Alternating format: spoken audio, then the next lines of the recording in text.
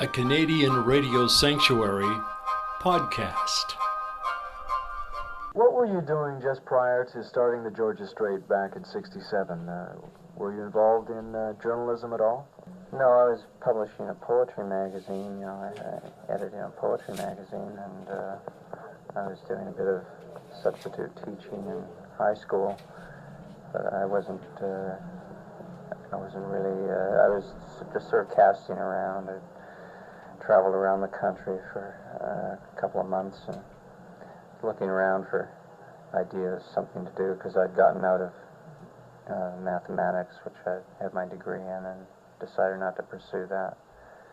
And I came across the Underground Press just as it was starting out. Were most of them, or all of them then, from the United States?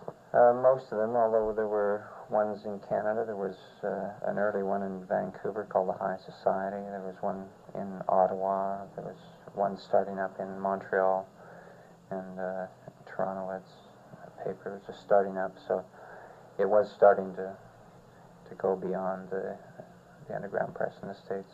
McLeod says he wanted the Strait to combine the best ideas of all the underground papers. Vancouver being a relatively small city, he felt his paper had to reach a wider audience. From typewriters in '67 to computer keyboards now, a lot of printer's ink has been used in the 20-year lifespan of the Georgia Strait newspaper. In the mid-'70s, Live Aid's Bob Geldof worked for the Strait for a year. Editor Dan McLeod calls him a hard worker. And we definitely recognized the guy's potential at that time.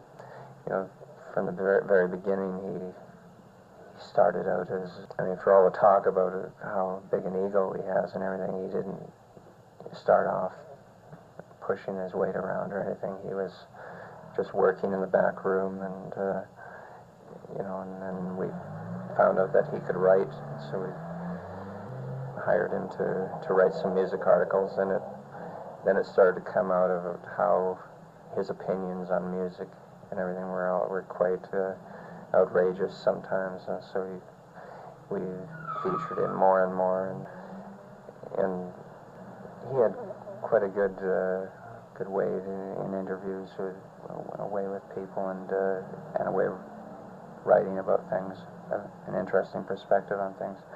So he eventually became music editor. McLeod says Geldof went to Los Angeles with him once to promote the paper's Tacoma record label. One of those involved with the paper years ago was environmentalist Paul Watson. Paul started with us, I don't even remember when it was. It was back in the Gastown days, and he used to write for us, and in the beginning he just kind of hung around. He was part of the community, I guess, but he was always very concerned with the environment and with animal life, and he would come into the office sometimes with pigeons or something that we'd pick up in the gutter that their wing was broken or something. He'd put them in a box and take them to the office, and he'd be feeding them and stuff. So he's always really strong defender of animal life and animal rights. Filmmaker Philip Borsos, I guess best known for The Gray Fox, he's in China now making the Dr. Bethune story with Donald Sutherland. Yeah. He was with the Strait too. Yeah, he was with us very briefly, but he was an illustrator, and he did some illustrations for us. I can't really claim too much in terms of influencing him or anything, but because he wasn't there that long. A 20th anniversary party is on for the Georgia Strait tonight at the Commodore Ballroom. Founding editor Dan McLeod says they weren't intentionally tapping into the hippie movement. We had no intention of being involved with the hippie thing, because the hippie thing was kind of an unknown at that time. It wasn't. It happened. It began kind of simultaneously as we began, and so the paper changed from being arts and culture and into it got kind of swept up in the wave of a cause that we were trying to defend the the rights of people to be in the city, when the police were telling them to get out. So we became quite swallowed up by that, and became a kind of a crusader in a way. And at the same time had to fight people crusading against us, like the mayor and the chief prosecutor. Do you recall what the price for a Georgia Straight was back then and in 67? Oh, you got a copy right there.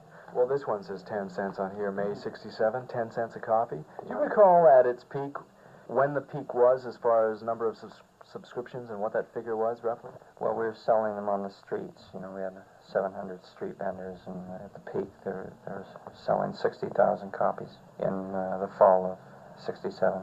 In those days, the Georgia Straight newspaper came out every 2 weeks. 1967 stands out as a significant year. It was Canada's centennial. The Beatles released their classic Sgt. Pepper's album, and in Vancouver, the Georgia Straight newspaper got off the ground May 5th.